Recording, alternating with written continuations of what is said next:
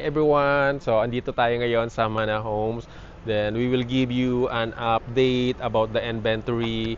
Then meron tayong final inspection of our client. Then we will discuss about the features of its unit, the Kanea Inner, the Miana Duplex, Miana Expanded, the Oneya, and the features of Nanea Single Attached.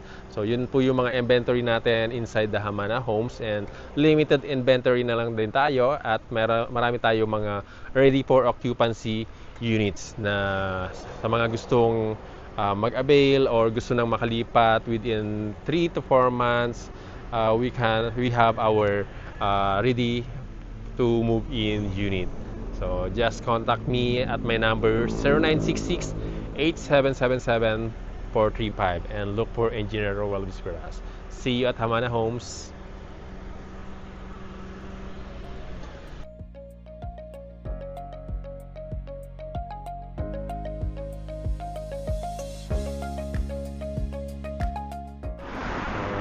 Dito tayo ngayon sa Hamana Homes along Mabalacat Magalang Road, yung location po ng subdivision na to, and we will explore inside dito at may background. So andito po yung magiging shop at Hamana Homes. Ito po yung magiging retail area natin.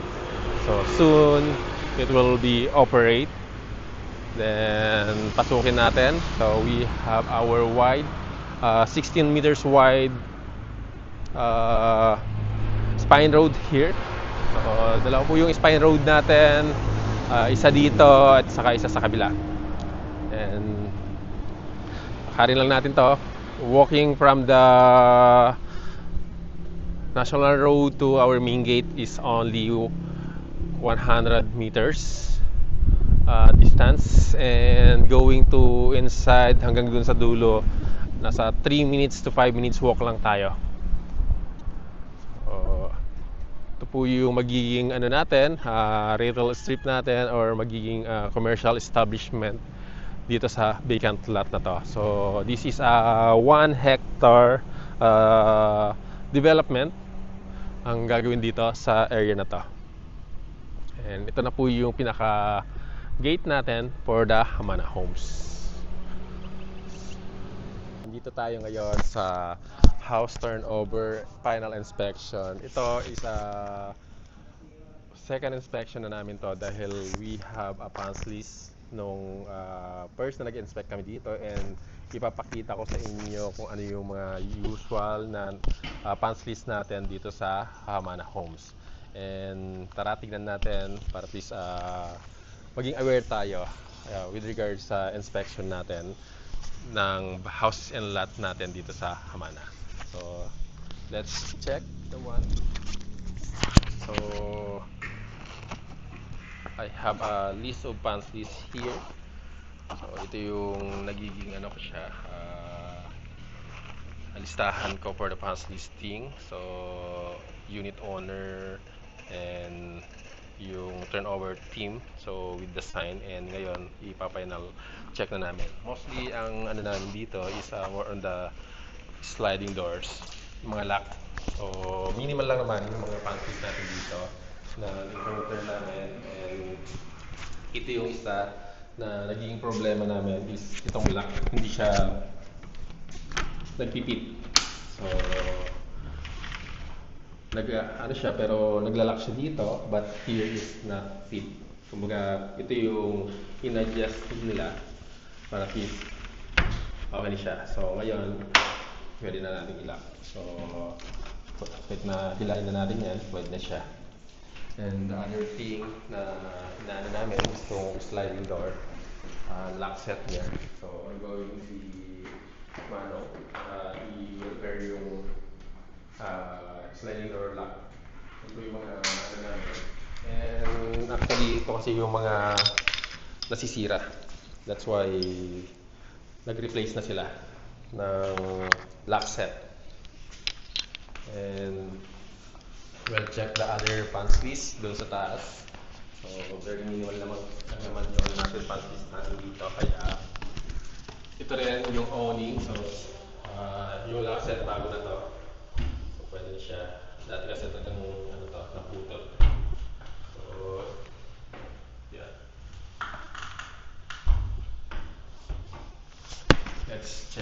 upstairs naman, yung mga pantries natin dito sa taas.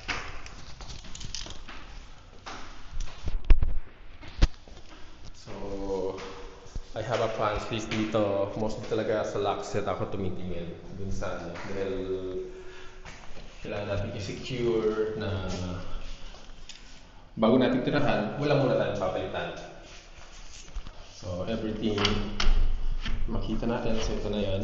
So, ito pa rin yung problema niya before. Ano? So, ngayon, okay na siya. So, ilalak na siya dito. Pwede mo na siya lock. Okay. Then, the double lock. So, good na tayo dito sa second floor. And, dito, ang pinapa-adjust ko lang okay itong shower head. So, yung shower head niya, okay, so napalitan na. Usually, dahil sa pagkano dito, yung lock screw ang na naging detective dyan. So, all is okay. So, water. Meron tayong water.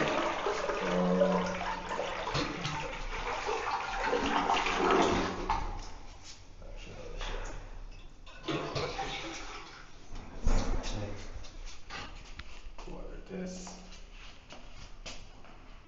Medyo mahina lang yung ano niya. Pero i-verify natin sa bababa kasi dito naka-fully open. And dito, good naman na. Ito pa. So, dito, export naman yung pagkaka-ano ng slide dito. Ito kasi yung usually na nagkakaroon ng defecting dahil sila yung movable, nagmumove, laging nagagalaw. That's why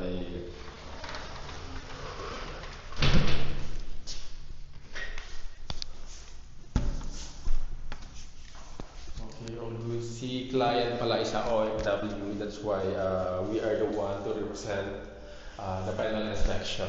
And yun, they give us the authorization to inspect. So ito yung inspection natin, checklist natin. So this is under Pampanga Property Guide inspection checklist. So may checklist din sa Hamana Homes, but ito is mas details kasi yung ina-inspect natin.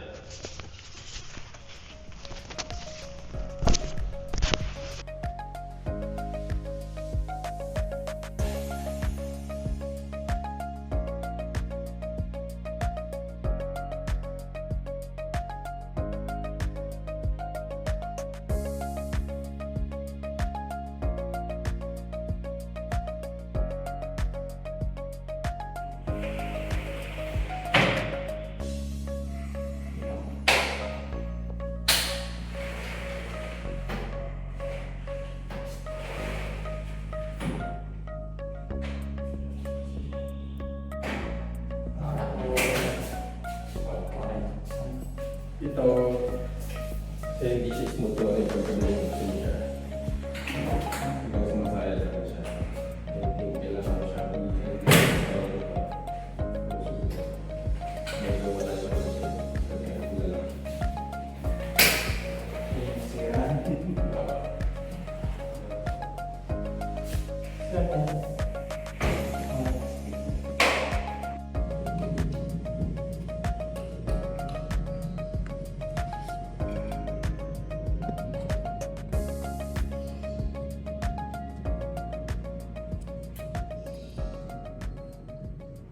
Ito, tayo na rin po yung nagpakabit ng power connection nito sa Pelco 1. So, with the authorization of the owner.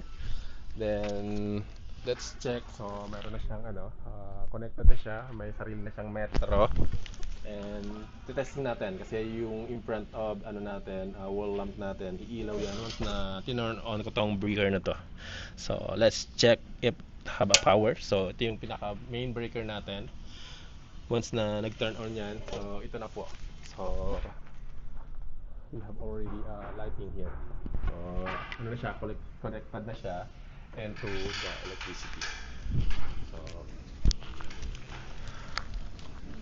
and water. So, may lang tayo, konting ano lang para at least ma-check lang natin na may tubig. Pero pwede natin siyang i-testing dahil connected na siya. Sa ngayon, ang water natin is free of charge muna siya dahil habang nililayout pa lahat yung ano natin dito sa Hamana Homes.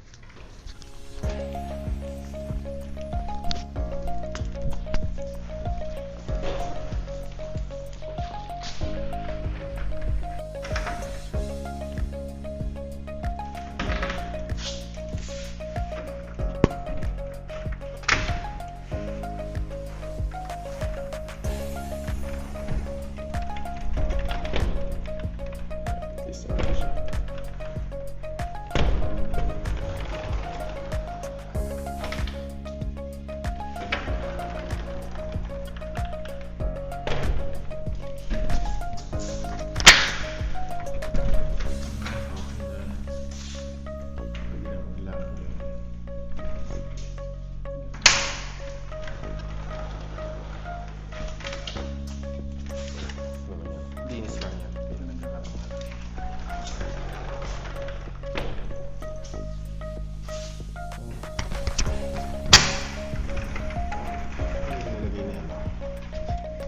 Solve na yung ano natin dito. Problema natin dito. Ito kasi isang problema dito is hindi siya naglalak. Yun po, ano na siya, sit na siya. Sit na dito. On na siya. And hindi na sumasayad tong pinaka-lock, ano niya, connector. Smooth na siya.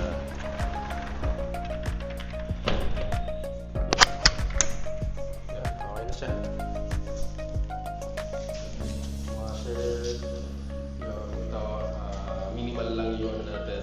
So may discoloration pa dahil kailangan natin i-flush muna yung tubig bago natin gamitin as mas possible. Habang libre pa yung tubig kasi connected lang yan sa source natin inside the Hamana Homes. So wala pa tayong metro, and once na process na natin yung move-in natin, then kakaroon po ng water meter yan. Tignan muna natin, well, check kung the leaks. Kasi ito yung isa na hindi natin na-inspect last time. Ito. All functional naman yun niya.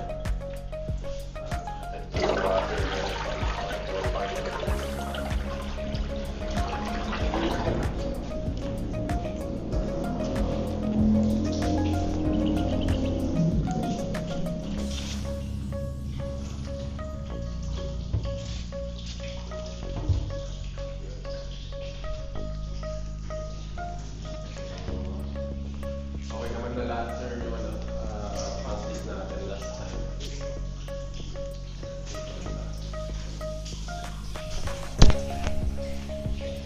Wala rin ngayon naman na swamp divide.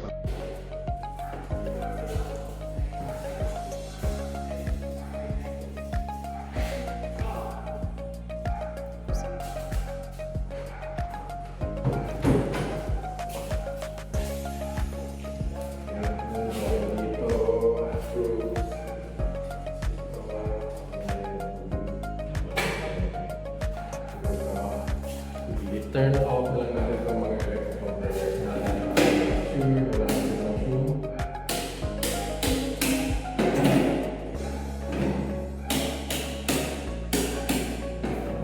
Turn off. Ito rin taas. Make sure na lang siya.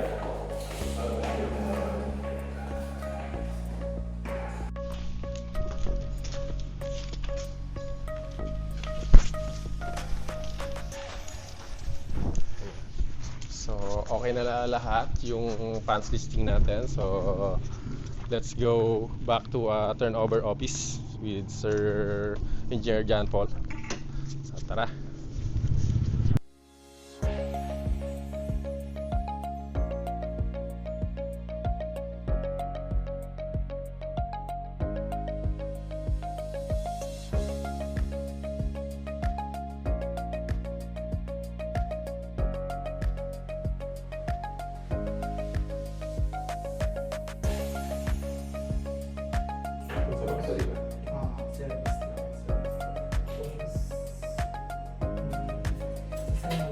Kailangan mo ba ng authorization? Hindi. Isasend ko sa email ni Sir. Share mo. Isasend. So, kaya email naman ito. Tsaka naano naman ni Mac. Share it sa akin.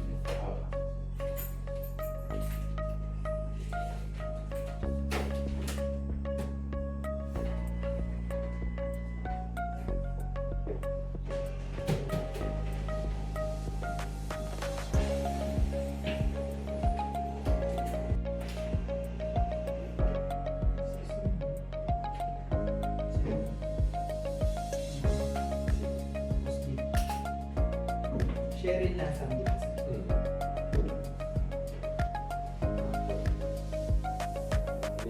Opo.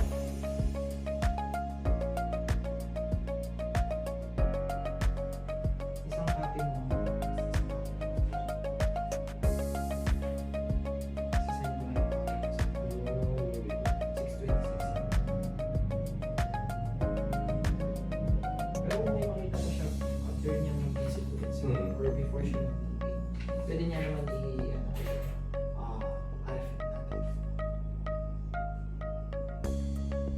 Yung nag-prepare kanina, under the yung PO or sa construction.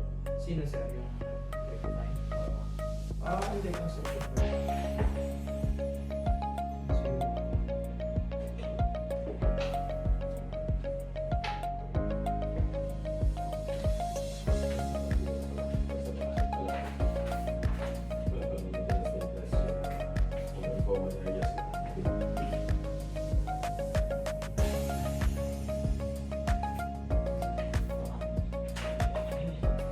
Sir, email ko na lang po kay Miss. Sige.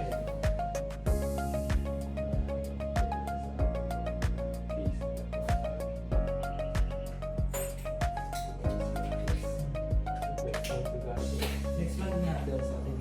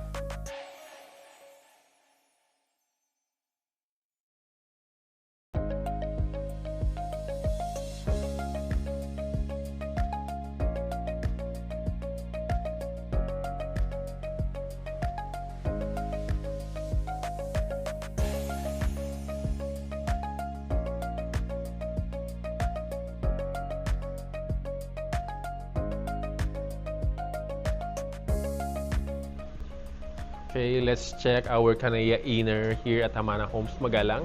So we have a 50 square meter lot area and 51 square meter floor area. So let's check inside. So we have our parking area here. So kasya po yung isang ano natin dyan, either SUV or sedan. And pagpasok natin,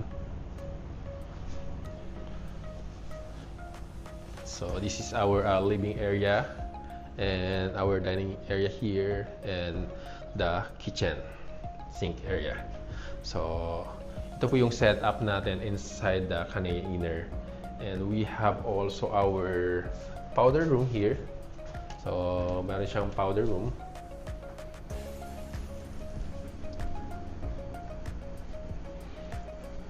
And we have our space pa dito sa likod.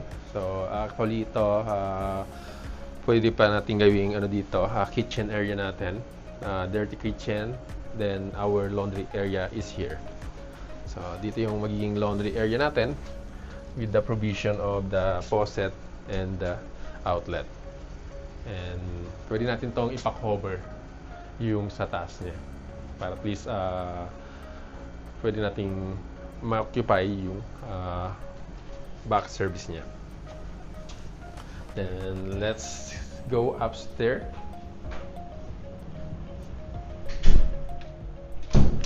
So sa taas,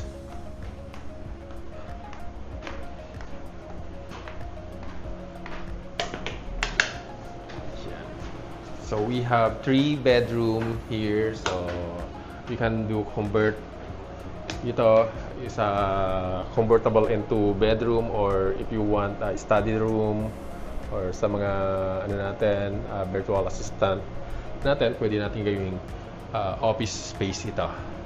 And another one here is we have another bedroom here, so pwede tayo maglagay dyan ng bunk bed or single bed. And we have our common toilet and bath here. So, common po yung toilet and bath.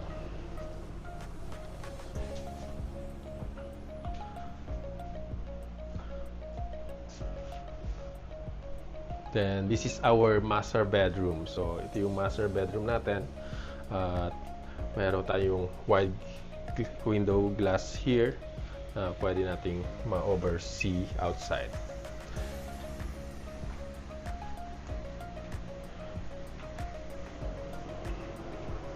And only 5 units inventory na lang po tayo for Canea Inner, and the price of this unit is 3.2 selling price. So, and a total of 3.6 yung magiging total contract price niya. Included na po doon yung ano natin, transfer of title, tax declaration, bank process, and other miscellaneous fees.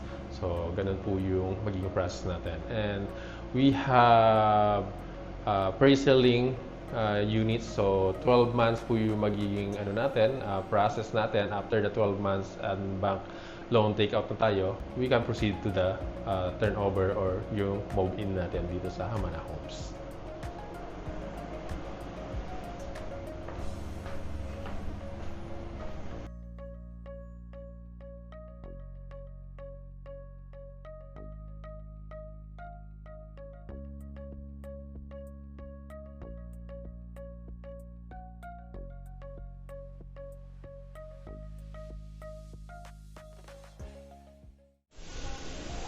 So, dito tayo ngayon sa Miana Duplex. We have a lot area of 80 square meter and a floor area of 54 square meter floor area. So, ganito po yung magiging actual turnover natin. So, at the front, ito na po yung ano natin, in front natin. We have our side pocket. So, magkakaroon ng ano tayo dyan. Pwede natin i-landscape dyan yung sa side nito. And we have our parking area. So, yung parking area natin, pwede siya kahit na 2 unit. We have a SUV and our sedan. Pwede dito. Magkakasya siya dito sa space nito.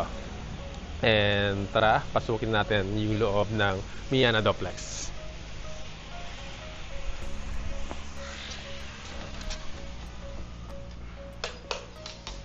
So, this is our inside look of Miana Duplex. To pwede natin siyang i-interior at our own, i-maximize yung space. So, this is our sample interior mall unit. Medyo hindi lang ano talaga tong nilagay nilang upuan dahil malaki yung ano niya, hindi siya tugma compare sa space. And this is our dining area, the sink area, and meron tayo ditong lanay area. So, ito po yung magiging lanay natin. Going to your garden, or pwede natin siya i-convert na pupuntahan natin mamaya yung expanded na Miana. Then, we have our powder room here. So, for our visitors.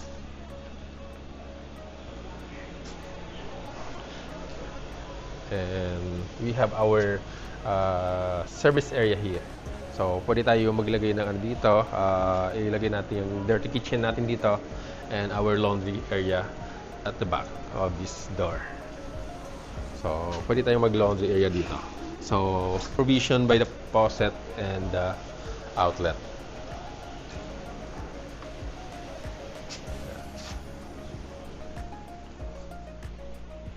And let's go upstairs. So, sa taas naman tayo.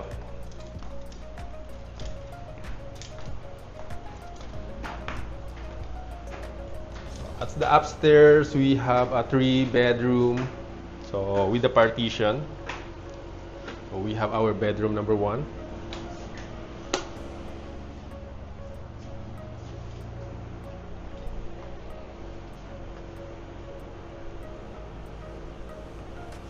Ginawa niyang single bed. And our bedroom number 2, pwede tayong maglagay ng bunk bed.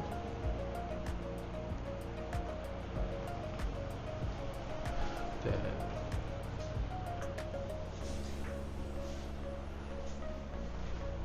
we have a toilet and bath here. So, common to sa tatlong bedrooms natin.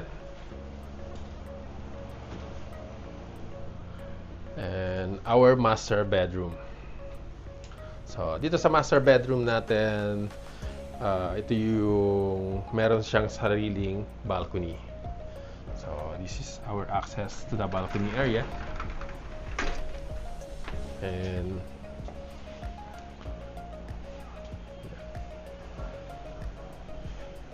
And about the price of the Miana Duplex is nasa ano na siya, 5.7 million na po yung total contract price niya. So, depende pa yan kung really for occupancy or pre-selling tayo. Pero, yung ano natin, more on RFO na unit na tayo dito sa Hamana Homes, yung binebenta natin dito. And if you want to move fast, nasa 3 to 4 months yung turnover time natin. Once na nag-spot cash tayo ng payment or spot down payment para at least ma-process na po yung ano natin. Once na bank take out na tayo, then we will proceed to the schedule of your move-in or turnover process.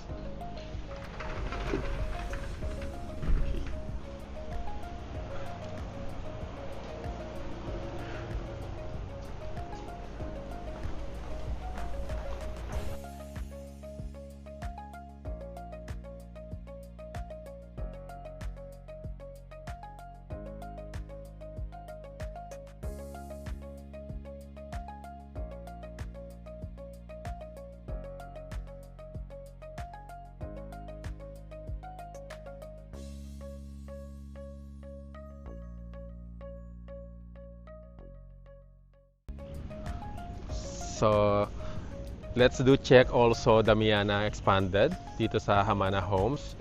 Ino-offer din natin to for other options if you want to expand the unit of Miana Duplex. So, let's check.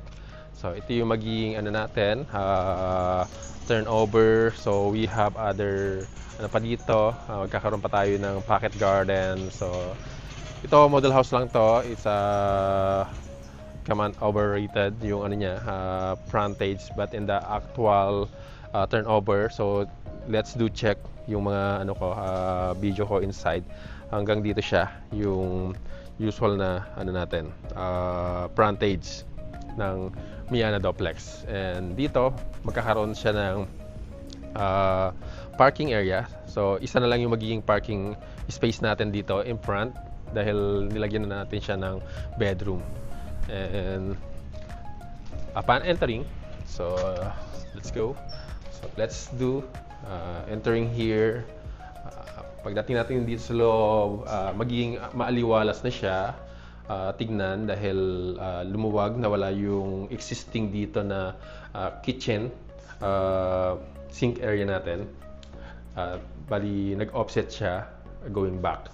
And ito na yung magiging ano natin, living area and our dining area. And ito na yung as a result ng ano natin, expanded for the kitchen area. Ito na po yung naging ano niya. And actual turnover is ano lang to, straight. Hindi siya L-type. So yun po yung magiging actual turnover once na nag-expand tayo ng Mian Duplex. And we have also a service area dito. So dito sa service area natin, meron ditong outlet and faucet na makikita. Para at least malapit lang din tayo sa yan. So yan po yung ano natin, faucet natin. And yan. And we have also our powder room at the ground floor. And ito kasama rin sa ano natin to, yung isang bedroom at the ground floor. So ito yung magiging bedroom natin. Total area of our expanded unit is at 21 square meter lot area, yung magiging expansion niya. And ito siya with our space to, pwede natin gawing walk-in closet or freezer. And dito naman included na rin tong toilet and bowl.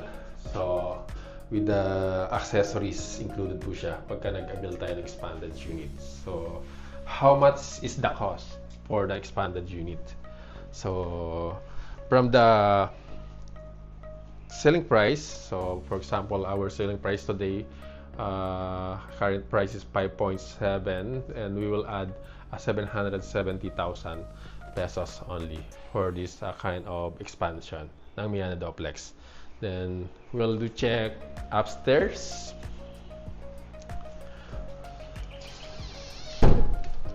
So dito sa taas,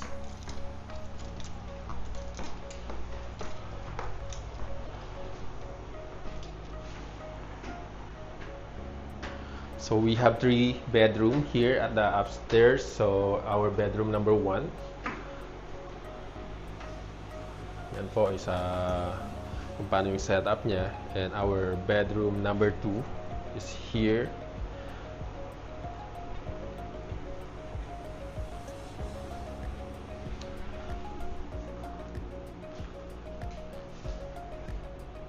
Then toilet and bowl. So common po yung toilet and bath natin for the Miana Duplex. And dito na tayo sa master bedroom. So this is our master bedroom. Ang privilege natin sa master bedroom is we have our own balcony here. So ito yung access natin for the balcony area. So ito yung maganda rito dahil once na after during the morning or afternoon, you can see the your neighborhood. So dito mo makikita ng yung place, especially if you are yung unit mo is nasa beside the linear park or any park na mabibview mo yung ganda ng Hamana Homes.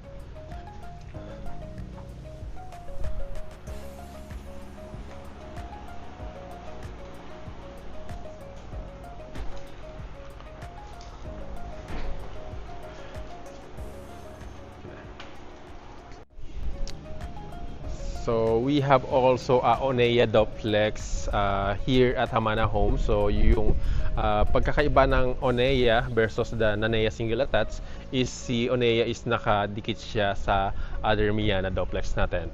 And our single attached, but the inside features niya, kung yung lot area and the floor area is almost the same with the Nanea Single Attached. So the lot area is a standard 90 square meter lot area and the floor area of 65 square meter floor area. So let's do check kung ano po yung features niya. And dito outside we have our side pocket or pwede natin gawing mini garden. And we have also our parking space here, provision for 2 carport dito sa area na to. Then we can do expansion also kahit kay Nanea single attached or kay Onea model house unit natin. We can do the expansion of 1 bedroom here and another 1 carport space here. Then tara, pasukin natin yung inside look of this model house unit.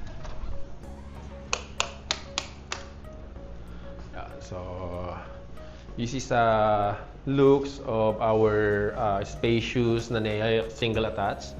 So we have our dining area here, 6-seater, and our sink area included the faucet, and we have our powder room.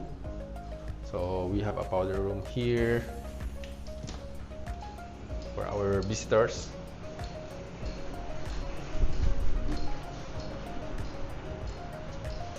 And we have also an space here.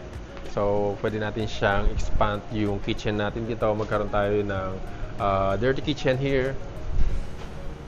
And also laundry area. So with the provision of faucet and the outlet.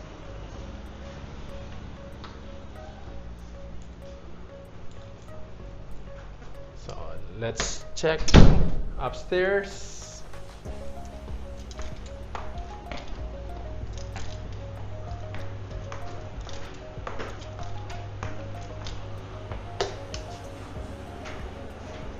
So we have a 3-bedroom at the 2nd floor. So our bedroom number 1.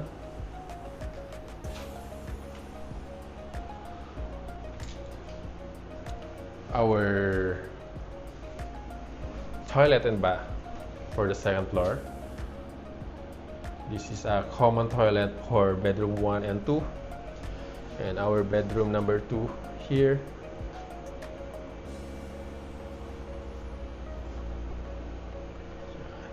And we will go to our master bedroom. So this is our master bedroom layout. So at our master bedroom, we have our own toilet and bath. So ito yung toilet and bath natin for master bedroom. Yan. And the good thing here is we have also our balcony here at the master bedroom. So the price of this model house unit or the Onea and Nanea single attached is ranging from 6.5 million to 7.5 million. So ang price difference nila pagka Onea, dahil may kadikitan siya in terms of the naging duplex siya, start ng 6.5 million po yung price natin pagka Onea.